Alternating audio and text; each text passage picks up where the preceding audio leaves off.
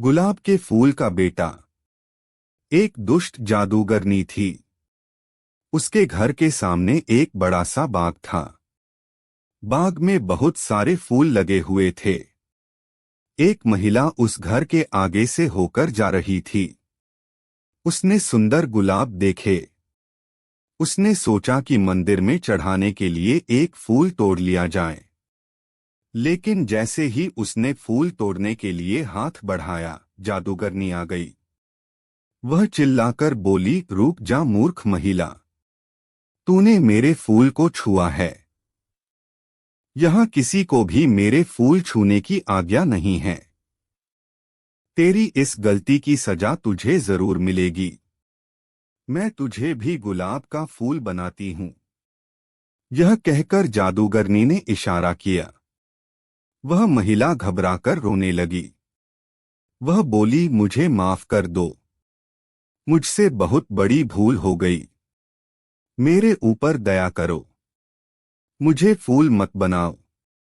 उसका रोना सुनकर जादूगरनी ने कहा, मैंने एक बार जो कह दिया वह तो होकर ही रहेगा। मैं इतना कर सकती हूँ कि तेरी सजा थोड़ी कम हो जाए। आज पूरे दिन तू इस क्यारी में रहेगी और रात होने पर ही अपने घर जा सकेगी। लेकिन सुबह होते ही तुझे यहाँ वापस आना होगा। यदि ऐसा नहीं हुआ तो तू अपने घर पर ही एक फूल बन जाएगी।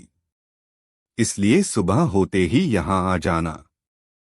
हाँ, अगर तुझे किसी ने यहाँ के फूलों में से पहचान लिया तो मेरा जादू टूट जाएगा और तू हमेशा के लिए जा सकेगी। जादूगरनी के इतना कहते ही वह महिला गुलाब का फूल बनकर एक पौधे से जुड़ गई। रात होते ही वह वापस अपने रूप में आ गई। दिन भर धूप में रहने से बेचारी परेशान थी। वह देर रात अपने घर पहुंची। घर पर सब परेशान थे। उसने पूरी कहानी अपने बेटे को सुनाई।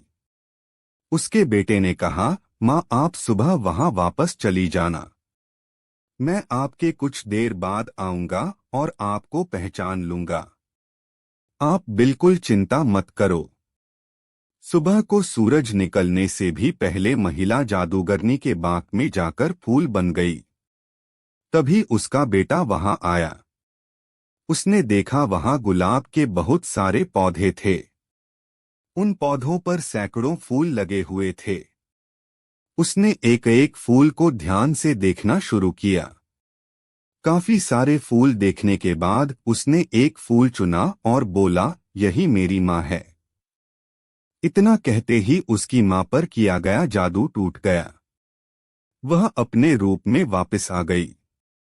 खुशी में उसने अपने बेटे को गले से लगा लिया। उसने बेटे से पूछा, एक बात बता बेटा, तूने मुझे पहचाना कैसे? बेटे ने कहा, सीधी बात है माँ, जितने भी फूल रात भर यहाँ रहे उन सभी पर ओस की बूंदें थीं। लेकिन आप तो रात को घर पर थीं, इसलिए आप बिल्कुल सूखी हुई थीं। मैंने आपको आसानी से पहचान लिया। अपने बेटे की बुद्धिमानी देखकर माँ को बहुत खुशी हुई। जादूगरनी ने जब माँ और बेटे का प्यार देखा तो उसको इतना अच्छा लगा कि उसने सबको परेशान करना छोड़ दिया। अब वह दुष्ट जादूगरनी नहीं थी, बल्कि एक अच्छी और नेक जादूगरनी बन गई थी।